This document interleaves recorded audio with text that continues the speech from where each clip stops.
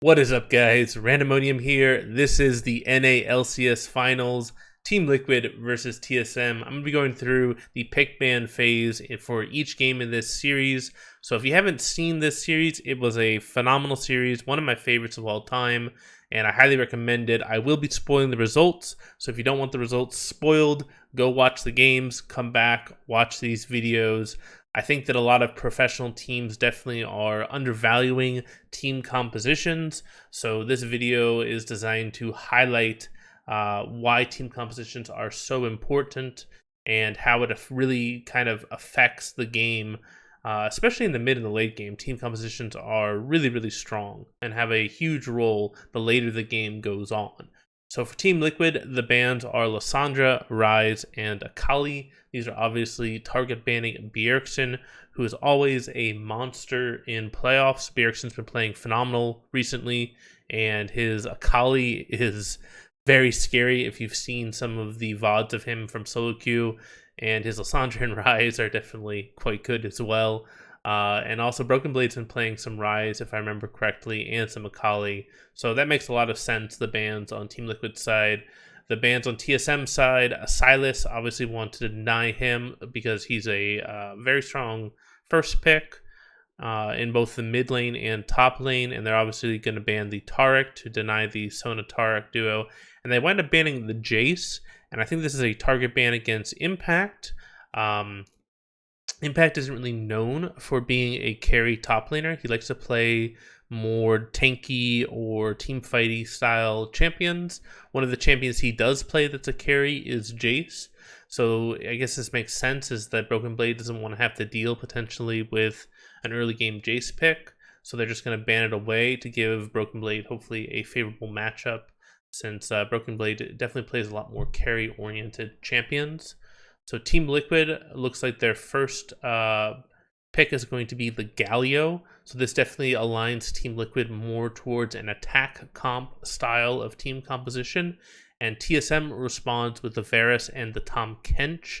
So Varus and Tahm Kench are strong in both protect compositions and siege compositions. So if I pull this over real fast, you can see where we're at in the team composition. So you can see that TSM is running mainly protect and siege, which is makes it so they have quite an advantage over the attack composition that Team Liquid is potentially going for. So right now, TSM is definitely in the driver's seat, and Team Liquid definitely wants to go either towards, if they keep going around an attack composition, that would be good if TSM goes more towards a siege composition. But if they go more towards a protect composition or a catch composition, then that would not be good for Team Liquid.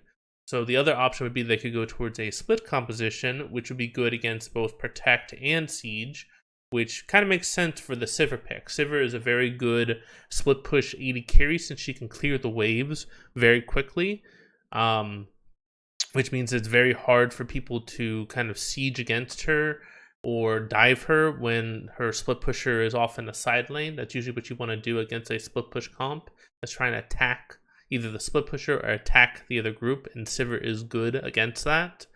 And it looks like the jungle pick is going to be the Jarvan over on the Team Liquid side. Jarvan is best in attack compositions and catch compositions, so this is not exactly a great pick, but I understand that they want to go for an early game jungler who can really influence the map. TSM responds with the Rek'Sai. What this winds up doing is, I think that this is going to push TSM more towards a catch composition, and Team Liquid is going to remain being an attack composition, which means that TSM is still going to be in the driver's seat when it comes to this pick ban phase. So we can see the Sivir and we can see the Jarvan. So yeah, we can see that TSM is now more of a catch composition. Team Liquid is more of an attack composition, which gives TSM the advantage right now. So let's see what the bans are that TSM and Team Liquid go for.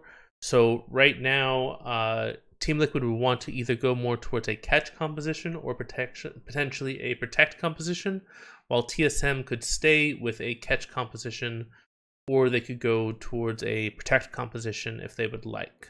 The other option is that Team Liquid is also showing that they could be potentially a good catch composition. So if they read into that Team Liquid is going to probably go for a catch composition, they could pick up somebody who was good in Siege, which would basically kind of check all the boxes for them.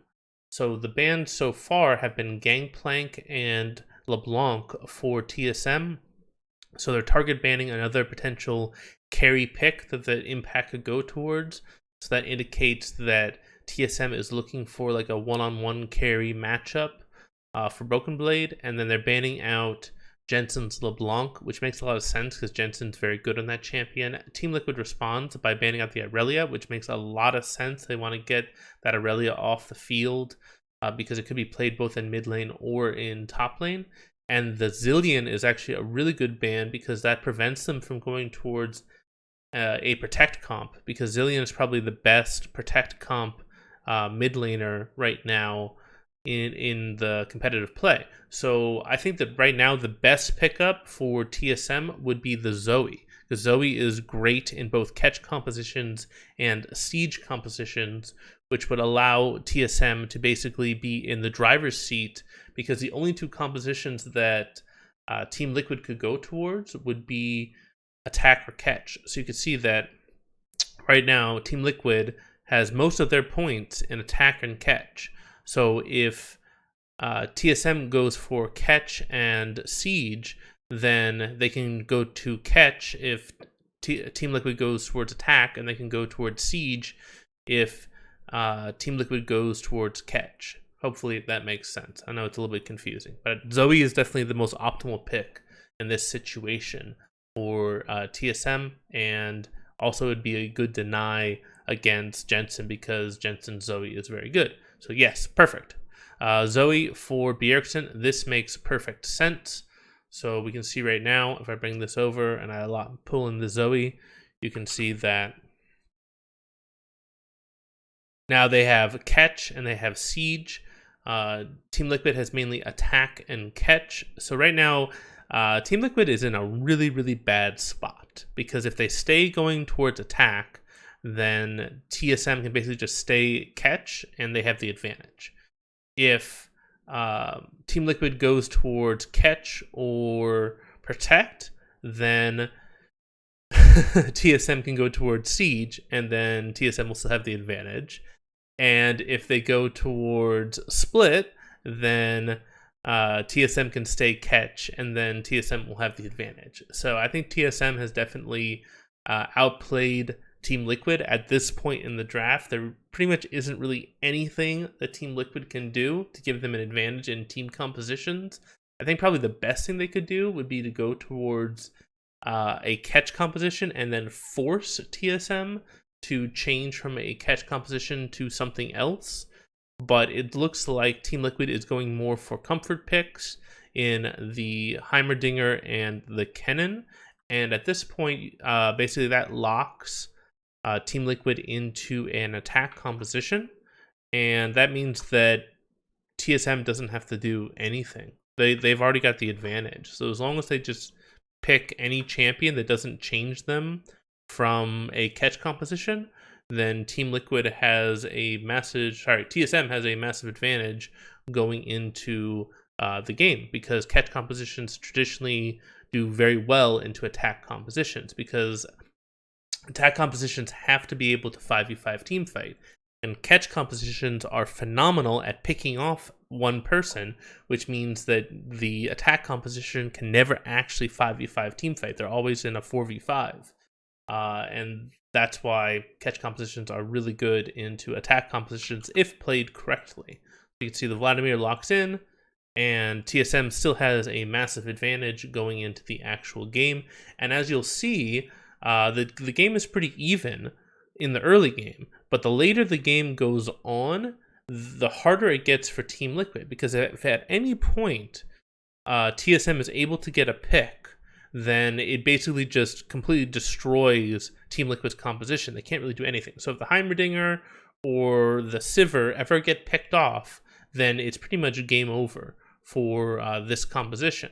So you can see, we'll fast forward. You can see it's pretty even right now, but the later it goes, the more one-sided it's going to get for TSM.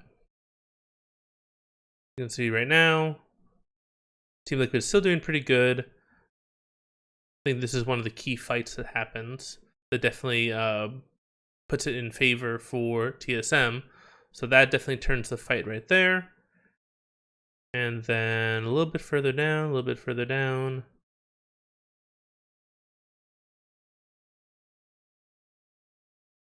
Yeah, so we keep going, keep going, keep going. And you can see that slowly and slowly, TSM is getting more and more of a lead the longer the game goes on, because their win condition is just a lot easier to execute compared to the attack composition, because all they have to do is just pick one time. That's all they have to do. Pick one time, and it becomes a massive advantage. I couldn't find the exact moment, but I'm pretty sure that they wind up picking off double lift, and that actually like completely turns the game in TSM's advantage.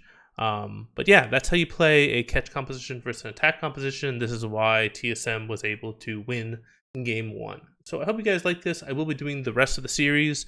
If you like these videos, definitely give it a thumbs up. I definitely like reading your guys' comments, so please leave some comments so I can respond to any questions that you guys have. I hope you all have a fantastic day. This is Randmonium signing off.